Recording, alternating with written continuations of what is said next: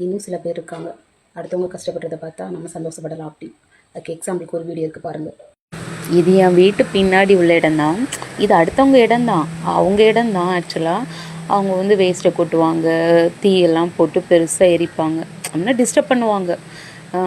கொஞ்சம் தள்ளி கொண்டு கூட வேஸ்ட்டெல்லாம் கொட்டலாம், ஆனால் கொட்ட மாட்டாங்க. இங்கே எங்கள் வீட்டு பின்னாடி தான் கொட்டுவாங்க. ஸ்மெல் இருக்கவே முடியாது. சொல்லி பார்த்தாச்சு, ப்ளீஸ் பண்ணி கேட்டாச்சு, சண்டை கூட போட்டாச்சு, ஆனால் அசரவே மாட்டாங்க. கஷ்டமாக தான் இருக்கும். ஏன்னா பின்ன உள்ள டோரு ஜன்னலெல்லாம் ஓப்பன் பண்ணவே முடியாது, அவ்வளோ ஸ்மெல்லாக இருக்கும்.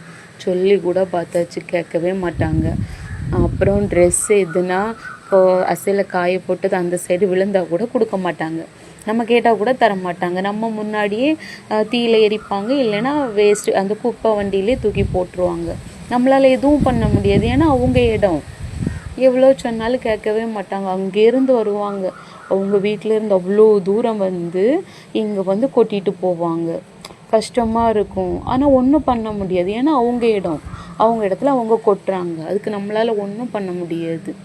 இப்போ எதுக்கு இந்த வீடியோ போட்டிருக்கேன்னா, இதை பார்த்துட்டு யாருமே உங்கள் வீட்டு பக்கத்தில் இருக்கவங்க இப்படி கஷ்டத்தை கொடுக்காதீங்க.